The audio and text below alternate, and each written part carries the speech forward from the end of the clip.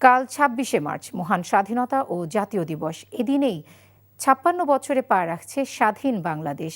বাঙালির আত্মত্যাগ, বীরত্ব এবং মুক্তির প্রতিজ্ঞায় উদ্দীপ্ত হওয়ার দিনটি ঘিরে সাভার জাতীয় স্মৃতিসৌধে ঢল নামবে লাখো মানুষের।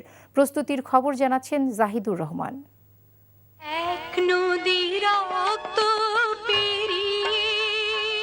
সূর্যোদয়ের সঙ্গে সঙ্গে রাষ্ট্রপতি মোহাম্মদ শাহাবুদ্দিন এবং সরকার প্রধান হিসেবে প্রথমবারের মতো তারেক রহমান জাতির সূর্য সন্তানদের প্রতি অর্পণ করবেন রাষ্ট্রীয় শ্রদ্ধাঞ্জলি। এরপর সর্বসাধারণের শ্রদ্ধা নিবেদনের জন্য খুলে দেওয়া হবে জাতীয় স্মৃতিসৌধ। দিবসটি ঘিরে নেওয়া হয়েছে কয়েক স্তরের নিরাপত্তা ব্যবস্থা। শ্রদ্ধা নিবেদন করবেন, তারা যেন নির্বিঘ্নে এখানে আসতে পারেন এবং এখান থেকে শ্রদ্ধা নিবেদন করে নিজ নিজ গন্তব্যে পৌঁছতে পারেন। এবার এই জন্য আমাদের পর্যাপ্ত সংখ্যক আইন শৃঙ্খলা রক্ষাকারী বাহিনী মোতায়েন করা হয়েছে। মহান স্বাধীনতা যুদ্ধে আত্মদানকারী অকুতোভয় বীর শহীদদের প্রতি শ্রদ্ধা নিবেদনের জন্য এখন পুরোপুরি প্রস্তুত জাতীয় স্মৃতিসৌধ।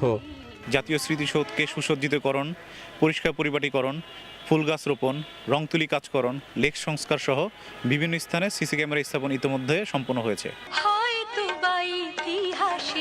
চলমান পরিস্থিতিতে আলোকসজ্জা পরিহারের পাশাপাশি গাবতলী থেকে সাভারে জাতীয় স্মৃতিসৌধ পর্যন্ত সড়কে সব ধরনের তোরণ, পোস্টার, ব্যানার ও ফেস্টুন লাগানো থেকে বিরত থাকার অনুরোধ জানিয়েছে কর্তৃপক্ষ।